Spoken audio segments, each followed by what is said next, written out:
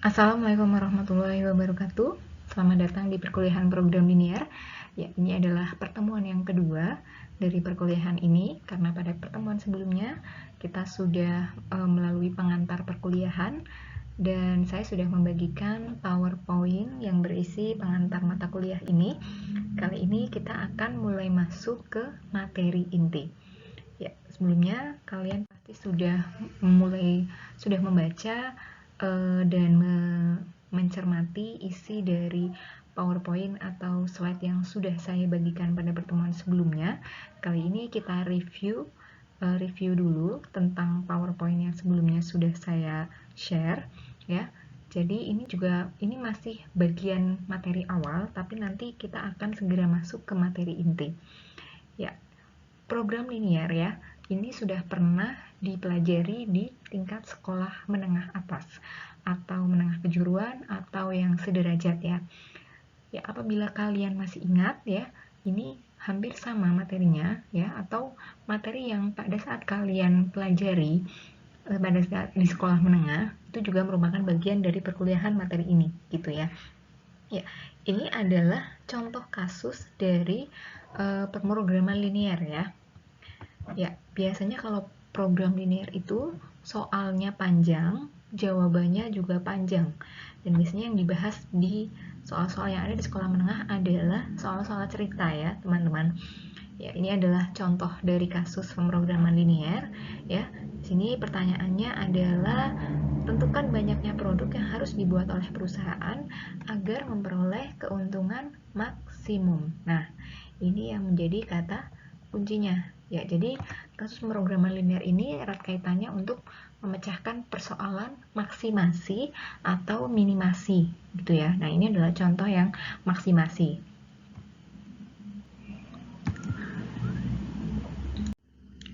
Selanjutnya, ya kita masuk ke review lagi. Ini juga masih review.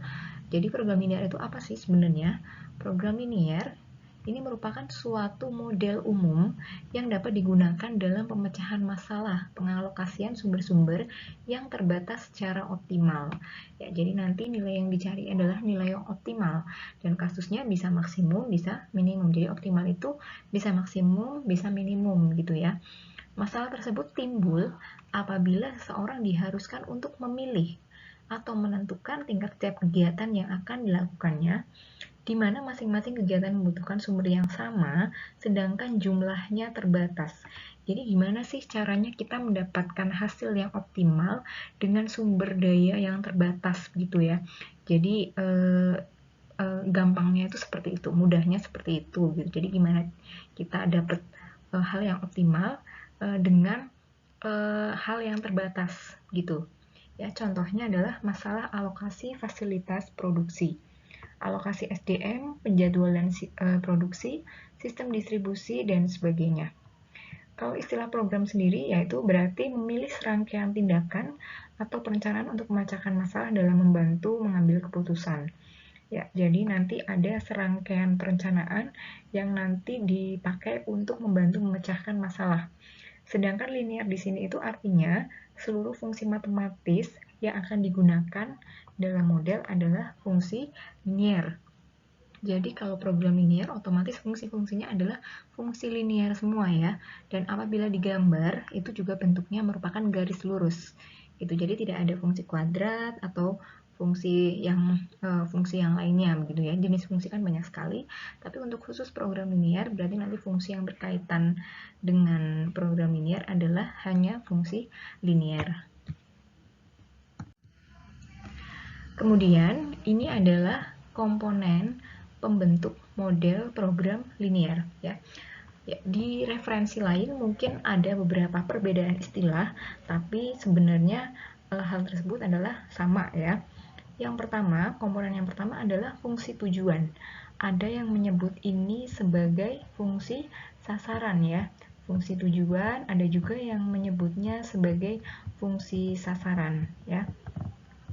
Kemudian fungsi tujuan ini adalah fungsi yang menggambarkan tujuan di dalam permasalahan program linear yang berkaitan dengan pengaturan secara optimal. Jadi ini tujuannya tuh maksimasi atau minimasi nih ya. Optimal di sini ya. Kemudian fungsi batasan. Ada juga yang menyebutkan fungsi batasan sebagai kendala atau fungsi kendala ya. Apa itu fungsi batasan? Merupakan bentuk penyajian secara matematis batasan-batasan kapasitas yang tersedia yang akan dialokasikan secara optimal ke berbagai kegiatan. Kemudian variabel keputusan ya, atau biasanya dulu tuh permisalan gitu. Jadi kita memisalkan soal cerita yang disediakan ke dalam bentuk variabel. Nah, ini kita sebut dengan variabel keputusan, yaitu variabel yang menguraikan secara lengkap keputusan-keputusan yang akan dibuat. Kemudian pembatas tanda ya. Nanti disesuaikan dengan kasusnya.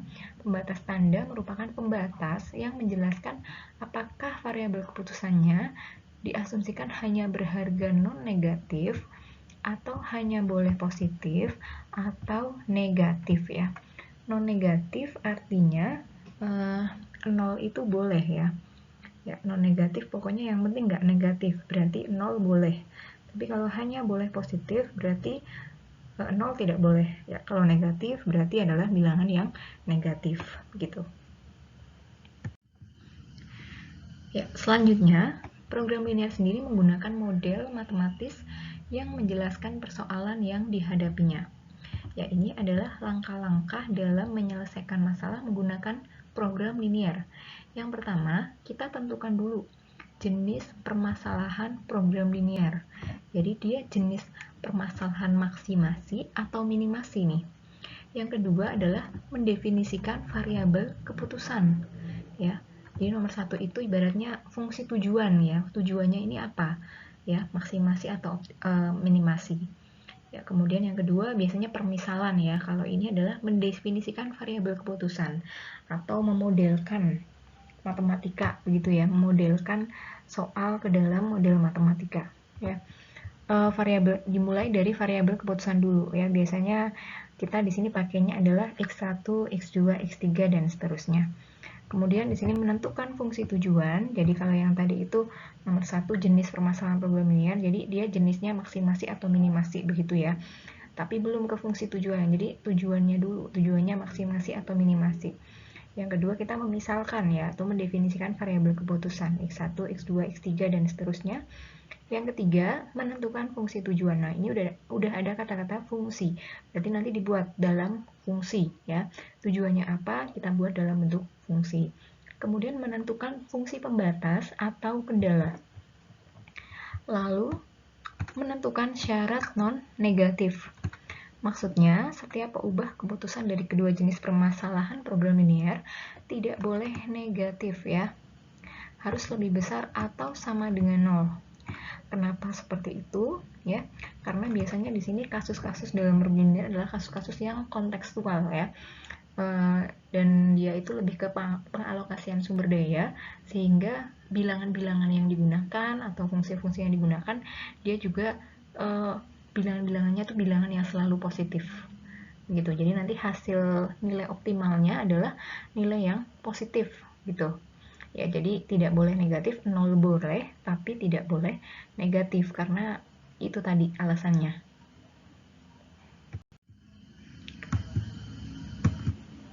Ya, selanjutnya langkah-langkah proses pengambilan keputusan gitu ya. Yang pertama, ya kalau yang tadi itu mungkin lebih panjang, kalau yang ini lebih disingkat lagi.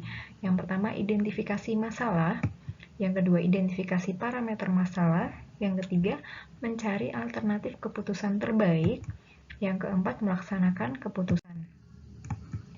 Kemudian di sini adalah ada kasus pemrograman linear. Ya, tadi yang sudah saya sebutkan sebelumnya, yaitu kasus maksimasi atau minimasi gitu ya. Kalau maksimasi biasanya menentukan keuntungan maksimum gitu. Kalau minimasi biasanya menentukan biaya minimum gitu. Jadi menghasilkan keuntungan yang sebesar-besarnya dengan biaya yang sekecil-kecilnya atau dengan sumber daya yang terbatas gitu. Intinya sebenarnya seperti itu.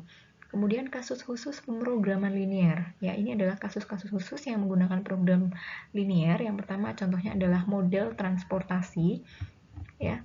Contohnya adalah pendistribusian hasil produksi pabrik ke gudang-gudang penyimpanan. Atau model penugasan. Contohnya adalah penggunaan mesin-mesin dalam sebuah pabrik. Atau model transshipment. Ya. atau perluasan model transportasi ini biasanya lebih banyak dibahas di riset operasi ya. Ya, dan selanjutnya adalah model dasar dari program linear. Ya, biasanya nanti tergantung kasusnya, dia memaksimumkan atau minimumkan gitu ya. Maksimumkan atau minimumkan. Ya, Z sama dengan C1X1 plus C2X2 plus titik-titik plus CNXN gitu ya. Jadi ini merupakan fungsi tujuan ya. Ini adalah fungsi tujuannya. Sedangkan yang di bawah adalah fungsi pembatas ya. Ini adalah fungsi pembatas. Fungsi pembatasnya seperti ini, tandanya itu dia selalu ada sama dengannya. Jadi lebih dari sama dengan atau kurang dari sama dengan ya. Ya, kemudian dengan syarat XI lebih dari sama dengan 0. Jadi ada syarat non negatif untuk indeksnya di sini 1, 2 sampai n ya. Jadi bisa X1, X2, X3 dan seterusnya. Ya, jadi tandanya hanya 2 lebih dari sama dengan atau kurang dari sama dengan ya. Dengan syarat non negatif XI lebih dari sama dengan 0.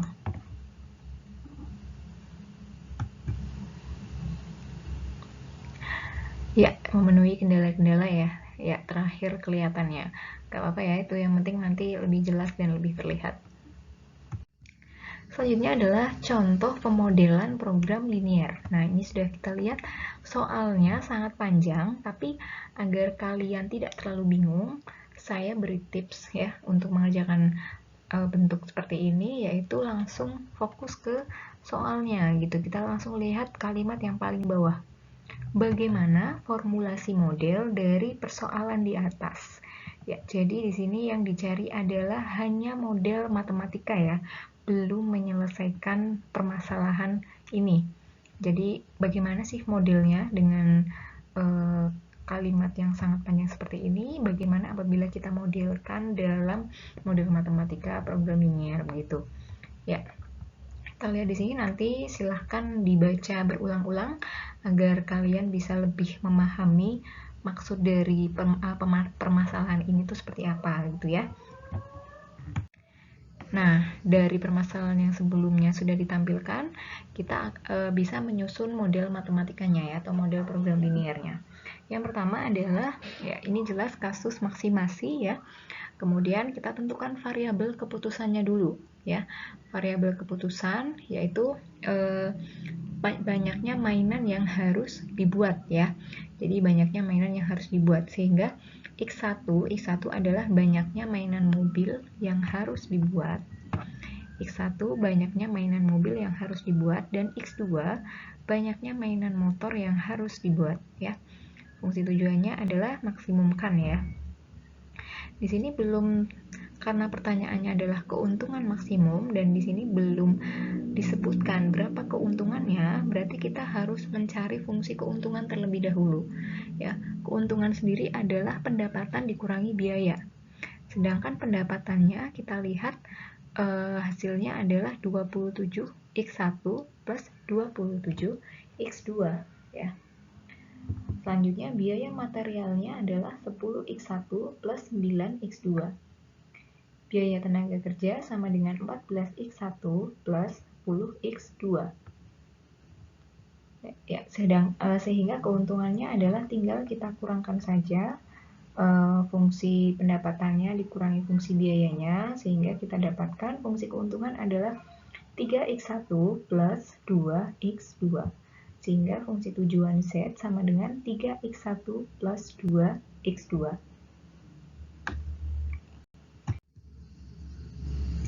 Ya, selanjutnya kita tentukan fungsi pembatasnya ya. Jadi tadi baru fungsi tujuan, kita tentukan fungsi pembatasnya. Ya, kita lihat variabel keputusannya ada 2, tapi fungsi pembatasnya ada 3. Karena di sini ada 3 ya. Ada 3 yang perlu diperhatikan, yaitu adalah waktu pemolesan, yang kedua waktu pekerjaan kayu, yang ketiga adalah banyaknya mainan mobil yang dibuat. Itu di situ pembatasnya ada 3 variabel keputusannya ada 2 dan pembatasnya ada 3, yaitu waktu pemalasan yang tidak boleh lebih dari 100 jam, waktu pekerjaan kayu yang tidak boleh lebih dari 80 jam, dan yang ketiga, mainan mobil yang dibuat tidak lebih dari 40, sehingga hasilnya X1 kurang dari sama dengan 40. Kemudian pembatas tanda, ya, ini pembatas untuk variabel-variabel keputusan. Ya. Kedua mainan harus dibuat atau nilainya masing-masing harus non-negatif. Ya, jadi karena di sini yang ditanyakan banyaknya mainan, maka tidak mungkin mainannya itu jumlahnya negatif 5, negatif 20 kan tidak mungkin. Ya, tapi 0 masih bisa. Sehingga kita tambahkan syaratnya adalah X1 lebih dari sama dengan 0 dan X2 lebih dari sama dengan 0. Ya, sehingga kita dapatkan model matematikanya adalah seperti ini ya. Setelah melalui proses yang tadi sudah kita lewati itu, maka model matematikanya menjadi lebih simpel seperti ini saja ya.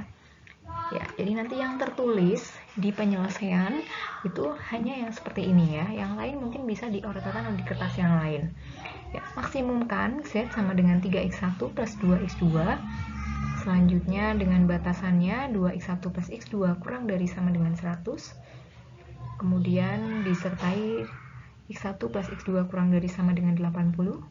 X1 kurang dari sama dengan 40. Kemudian di sini ada syarat non negatif, yaitu X1 lebih dari sama dengan 0 dan X2 lebih dari sama dengan 0. Selanjutnya contoh soal ya. Jadi silahkan ini mulai dikerjakan dari pemaparan pembahasan soal yang tadi. Silahkan kalian mulai kerjakan contoh soal ini. Ya, suatu perusahaan akan memproduksi 2 jenis barang yang jumlah keduanya tidak boleh lebih dari 18 unit. Keuntungan dari kedua barang adalah Rp750 dan Rp425. Ya, kemudian ya nanti bisa dibaca sendiri. Pertanyaannya adalah formulasikan model matematikanya agar perusahaan memperoleh keuntungan yang maksimum. Ini contoh soal pertama yang nanti akan kalian kerjakan secara mandiri. Selanjutnya ini adalah contoh soal kedua atau latihan soal ya, latihan soal kedua. Ya, silakan ini juga dikerjakan secara mandiri ya. Jadi ada 2 latihan soal yang harus kalian kerjakan secara mandiri agar kalian lebih memahami materi ini gitu ya. Ya, demikian video pertama yang bisa saya sampaikan. Semoga ini bermanfaat dan bisa menjadi tambahan wawasan untuk kalian dalam mempelajari program linear untuk materi pertemuan yang kedua ya. Sebenarnya ini adalah penjelasan dari PowerPoint yang kemarin sudah saya bagikan ya. Jadi kemarin kalian belajar mandiri, sekarang direview lagi, kemudian langsung latihan mengerjakan soal, dan ini belum masuk ke penyelesaian ya teman-teman. Ini baru ke memformulasikan model matematika ya. Silakan dikerjakan. Terima kasih. Wassalamualaikum warahmatullahi wabarakatuh.